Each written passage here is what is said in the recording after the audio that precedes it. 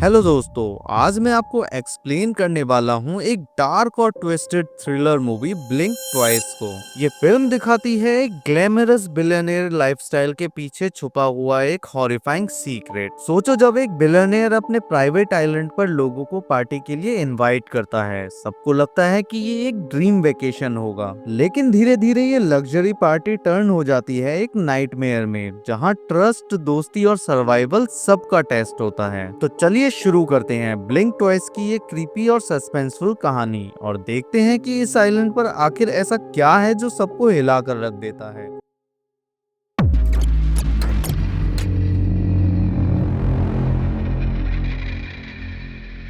Film की शुरुआत होती है एक लड़की फ्रेडा से। फ्रेडा अपने फोन पर स्क्रॉल कर रही होती है जब उसे एक न्यूज आर्टिकल और कुछ इंटरव्यूज मिलते हैं एक बिलियनियर स्लेटर किंग के बारे में। स्लेटर एक वक्त पे बहुत ही पावरफुल और फेमस था, लेकिन पिछले एक साल में उसकी रेपुटेशन थोड़ी बिगड़ गई है। उस पर इनएप्रोप्रिएट बिहेवियर का इल्जाम लगा था, जिस वजह से लोग उससे दूर रहने लगे थे। अब स्लेटर चाह रहा है कि सब उसे माफ कर दें और वो अपनी लाइफ फिर से नॉर्मल बना पाए। अब हम फ्रेडा के साथ उसकी बेस्ट फ्रेंड जेस से मिलते हैं। दोनों कॉकटेल वेट्रेस का काम करती हैं और इस वक्त वो स्लेटर की कंपनी के एक बड़े गाला इवेंट में ड्रिंक सर्व कर रही होती हैं। थोड़ी देर बाद जेस अपने बैग से दो फैंसी ड्रेसेस निकालती है। उसका प्लान होता है कि वो दोनों वेट्रेस बन के नहीं बल्कि हाई क्लास गेस्ट बन के पार्टी में घूमे। फ्रेडा पहले थोड़ा डाउट करती है, लेकिन फिर एग्री कर लेती है। इसके बाद दोनों चेंज करके पार्टी फ्लोर पर आ जाती हैं। सब ठीक चल रहा होता है, लेकिन एक ऑकवर्ड मोमेंट आता है जब फ्रेडा की हील ब्रेक हो जाती है और वो एक वेटर से टकरा जाती है। सारे गेस्ट्स उसकी तरफ देखने लगते हैं और फ्रेडा थोड़ी एम्बेरस हो जाती है। तभी स्लेटर किंग उसके पास आता है। वो फ्रेडा को उठाकर खड़ा करता है और उसे कंफर्ट करता है। फिर स्माइल करते हुए वो फ्रेडा का दूसरा हील भी तोड़ देता है ताकि दोनों हील्स इक्वल हो जाएं और फ्रेडा इजीली वॉक कर सके। स्लेटर अपने चार्मिंग स्टाइल में फ्रेडा को इम्प्रेस कर लेता है। वो उससे अपने कुछ क्लोज रिच दोस्तों से भी इंट्रोड्यूस करवाता है। फ्रेडा के लिए ये सब एक नया एक्सपीरियंस होता है, ग्लैमर, लग्जरी और पावर से भरा हुआ। रात के एंड में स्लेटर कैजुअली फ्रेडा और जेस को इनवाइट करता है अपने प्राइवेट आइलैंड पर चिल करने के लिए। ये एक ऐसा ऑफर होता है जो दोनों के लिए एक एडवेंचर जैसा लगता है। नेक्स्ट सीन में दोनों फ्रेंड्स एक प्लेन पे होते हैं और आइलैंड की तरफ फ्लाई कर रहे होते हैं। आइलैंड पर पहुंचते ही उनका वेलकम होता है स्लेटर के दोस्तों के साथ। सबसे पहले है रिच, जो एक थेरेपिस्ट है। फिर आता है विक, एक फोटोग्राफर। उसके बाद है कोडी, एक प्राइवेट शेफ। और फिर टॉम, जो एक डीजे है। ग्रुप में एक और बंदा है लूकस, जो अभी अभी कॉलेज से ग्रेजुएट हुआ है। फिर आती है सारा, जो एक रियलिटी टीवी स्टार है और कोडी की थोड़ी कॉम्प्लिकेटेड सी गर्लफ्रेंड भी है। साथ ही दो पार्टी गर्ल्स भी हैं, कैमेलिया और हेदर। और फाइनली स्लेटर की पर्सनल असिस्टेंट स्टेसी। ये थोड़ी ज्यादा स्ट्रिक्ट टाइप की है। आते ही सबका फोन एक एक करके कलेक्ट कर लेती है। फोन्स कलेक्ट करने का रीजन ये होता है कि आइलैंड पर प्राइवेसी मेंटेन हो और कोई भी बाहर की दुनिया से डिस्ट्रैक्ट ना हो। इसके बाद फ्रेडा अपने एलोकेटेड रूम में चली जाती है। वहाँ उसे एक फैंसी परफ्यूम की बोतल मिलती है। फ्रेडा कैजुअली वो परफ्यूम अपने ऊपर स्प्रे कर लेती है और तभी एक मेड उसके रूम में आती है। फ्रेडा उसे कुछ पूछने की कोशिश करती है, लेकिन मेड सिर्फ एक ही चीज बोलती है, रेड रैबिट। फ्रेडा कंफ्यूज हो जाती है कि इसका मतलब क्या है, लेकिन सीन वहीं कट हो जाता है। दिन के टाइम बाकी सारे गेस्ट पूल के पास चिल कर रहे होते हैं। फ्रेडा थोड़ा अलग हो जाती है और स्लेटर के साथ वॉक करने लगती है। स्लेटर उसे आइलैंड का छोटा सा टूर देता है। वॉक के दौरान वो कैजुअली मेंशन करता है कि इस प्रॉपर्टी पर काफी सारे स्नेक्स हैं और उन्हें कंट्रोल करने के लिए उसके एम्प्लॉयज उन्हें पकड़ते रहते हैं। फ्रेडा भी अपने बारे में थोड़ा शेयर करती है। वो बताती है कि उसका एक छोटा सा बिजनेस है जहां वो एनिमल थीम्ड नेल आर्ट बनाती है। स्लेटर इंटरेस्ट दिखाता है, जैसे वो जेन्युइनली सुन रहा हो। रास्ते में दोनों स्टेसी को देखते हैं, जो अपने हाथों में बहुत सारे रेड गिफ्ट्स बैग लेकर जा रही होती है। इसके बाद रात को सारे लोग एक साथ डिनर के लिए बैठे होते हैं। डिनर के बाद सब लोग कुछ ड्रॉप्स लेते हैं, जिससे पार्टी का मूड और हाई हो जाता है। नेक्स्ट मॉर्निंग फ्रेडा अपने बेड में उठती है जेस के पास। जैसे ही वो अपना ड्रेस देखती है, उसे शॉक लगता है। दरअसल रात को उसकी ड्रेस पर एक रेड स्टेन लगा था, लेकिन अब वो स्टेन कम्प्लीटली वैनिश हो चुका है, जैसे कभी लगा ही नहीं था। आइलैंड पर वक्त गुजारने के साथ साथ सब गेस्ट तो मजे मजे कर रहे होते हैं, ड्रिंक्स, म्यूजिक, पूल और मस्ती। बट फ्रेडा के साथ कुछ अजीब चीजें होने लगती हैं। कभी उसे छोटी छोटी फ्लैशबैक्स आते हैं और कभी वो ऐसी जगह पर उठती है जहां उसे याद ही नहीं होता कि वो वहां पहुंची कैसे। जैसे एक दिन वो उठती है तो उसके नेल्स के पीछे मिट्टी लगी होती है, जबकि उसे याद भी नहीं है कि वो कहीं बाहर गई थी।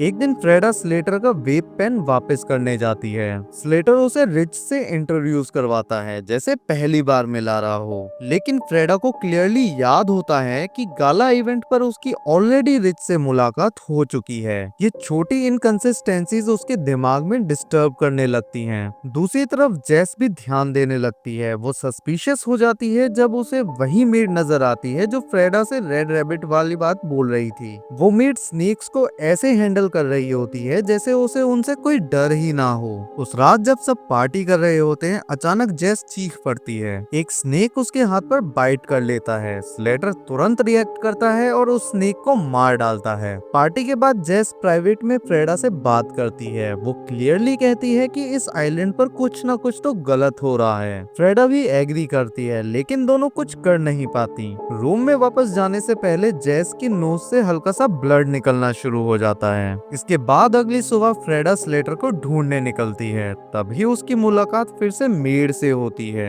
मेड उसे एक स्ट्रॉन्ग लिक्वर ऑफर करती है जो स्पेशली स्नेक वेनम से बनाया गया होता है। फ्रेडा टेस्ट करती है, लेकिन इसका टेस्ट बहुत ही ज्यादा स्ट्रॉन्ग और अजीब होता है। दिन के आगे बढ़ने के साथ फ्रेडा और भी स्ट्रेंज चीजें नोटिस करती है, जैसे सारा के हाथ पर एक मिस्टीरियस ब्रूज दिखाई देता है और सबसे शॉकिंग बात, जेस गायब हो जाती है। फ्रेडा सबसे उसके बारे में पूछती है, लेकिन कैमिलिया और हेदर ऐसे बिहेव करती हैं कि जैसे कभी थी ही नहीं। और आयरनी ये है कि वो दोनों वही लाइटर यूज कर रही होती हैं जो जेस उनके साथ पूरे ट्रिप में शेयर करती आ रही थी। फ्रेडा और भी ज्यादा पैनिक हो जाती है और अपने रूम पर भाग कर जाती है। वहाँ उसे एक हिडन नाइफ मिलता है जो मिरर के पीछे छुपा होता है, और जैसे ही वो नाइफ पकड़ती है उसके दिमाग में एक फ्लैशबैक ट्रिगर होता है।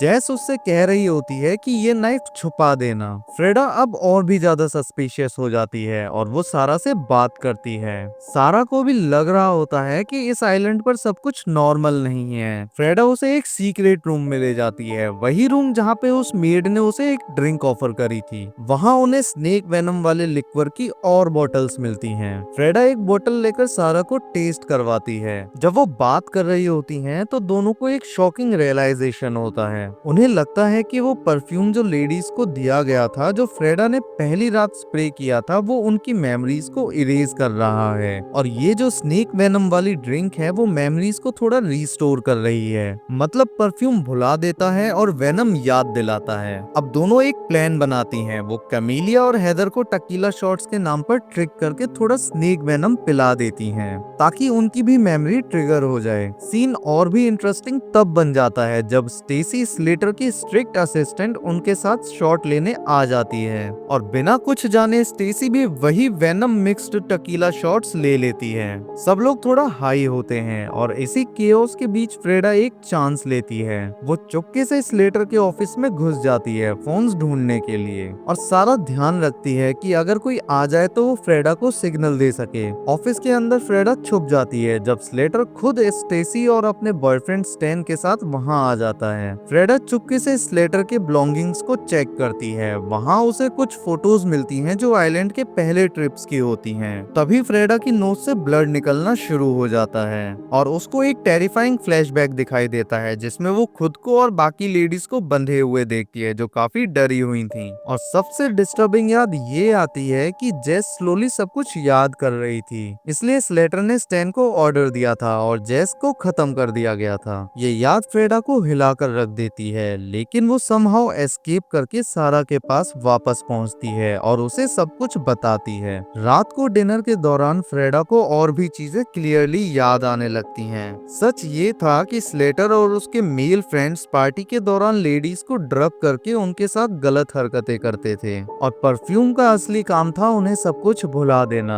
रिच ने रिसेंटली फ्रेडा के साथ ऐसा किया था और इसीलिए उसके फेस पर शॉक था जब फ्रेडा ने उसे रिकॉग्नाइज कर लिया। अब फ्रेडा और सारा एक प्लान बनाती हैं। डिनर के बाद वो सबको डांस करने के लिए एंकरेज करती हैं ताकि इसके बीच वो अपना अगला मूव डिसाइड कर सकें। धीरे धीरे वेनम का इफेक्ट कमीलिया और हैदर पर भी दिखने लगता है और उनकी मेमोरीज भी वापस आने लगती हैं। कमीलिया गुस्से में आकर टॉम पर अटैक कर देती है। वो उसके नेक पर बार बार नाइफ से वार करती है जब तक कि वो नीचे नहीं गिर जाता।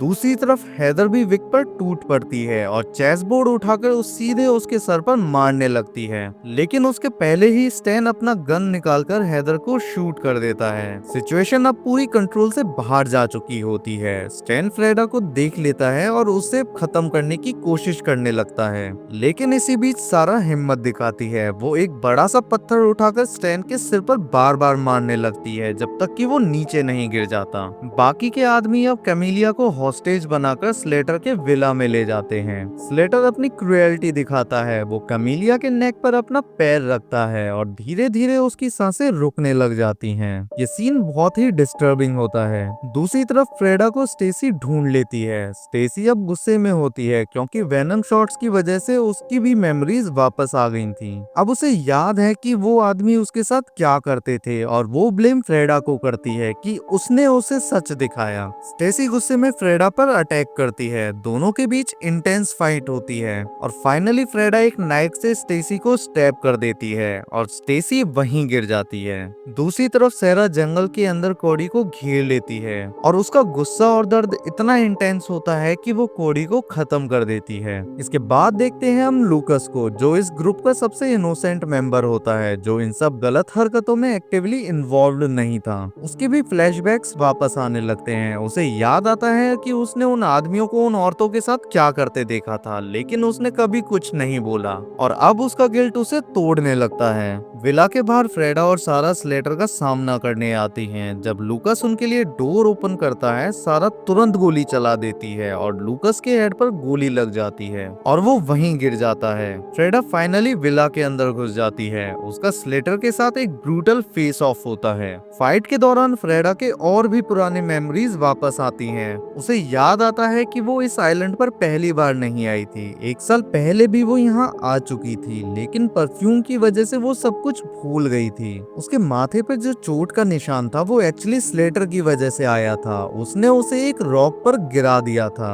और पिछले साल फ्रेडा ने अपने आप को बचाने की कोशिश में विक की छोटी उंगली काट ली थी। स्लेटर अब फ्रस्ट्रेटेड हो जाता है। वो अपना वेब पेन का एक ड्रैग लेता है और चिल्लाना शुरू कर देता है। फिर वो सारा को थ्रेटन करता है, उसका थ्रोट कट करने की तैयारी करता है, लेकिन सडनली स्लेटर डिसोरिएंटेड फील करने लगता है। रीजन ये था कि फ्रेडा ने उसके वेब पेन में फ्लावर टॉक्सिन डाल दिया था, वही परफ्यूम का फ्लावर जो मेमोरी इरेज करता था। अब स्लेटर खुद ही अपनी मेमोरी लूज करने लगता है। उसके आसपास बॉडीज को देखकर वो पैनिक कर जाता है। घबराहट में वो कैंडल्स को गिरा देता है और पूरा विला आग में जलने लगता है। उसके बाद हम देखते हैं कि फ्रेडा और सारा बाहर बैठी होती हैं और सारा फ्रेडा से पूछती है कि क्या तुम श्योर हो जो तुम कर रही हो। इसके बाद कैमरा पैन आउट होता है और हम देखते हैं कि स्लेटर वहाँ पे बेहोश पड़ा होता है। दरअसल फ्रेडा उसे बाहर खींच लाई थी। कुछ समय बाद एक नए गाला इवेंट में सीन शिफ्ट होता है। फ्रेडा वापस लग्जरी लाइफ में दिखाई देती है और उसके साथ स्लेटर भी है, लेकिन अब स्लेटर एक पपेट बन चुका है। फ्रेडा ने उसके पेन में वो फ्लावर टॉक्सिन परमानेंटली डाल दिया है ताकि वो हमेशा सारी चीजें भूलता रहे और हमेशा फ्रेडा के कंट्रोल में रहे। अब फ्रेडा उसके साथ वही ट्रीटमेंट कर रही है जो उसने बाकी लड़कियों के साथ किया था। इवेंट के दौरान फ्रेडा की मुलाकात रिच से होती है। रिच क्लियरली नर्वस हो जाता है क्योंकि अब उसे पता है कि फ्रेडा सब कुछ याद कर चुकी है। तभी इवेंट का होस्ट अनाउंस करता है, ladies and gentleman, please welcome Slater king की वाइफ और कंपनी की नई सीईओ फ्रेडा किंग। यानी कि फ्रेडा ने अब स्लेटर किंग से शादी कर ली है और वो उसकी ऑफिशियली वाइफ बन चुकी है। और ये मूवी यहीं खत्म हो जाती है।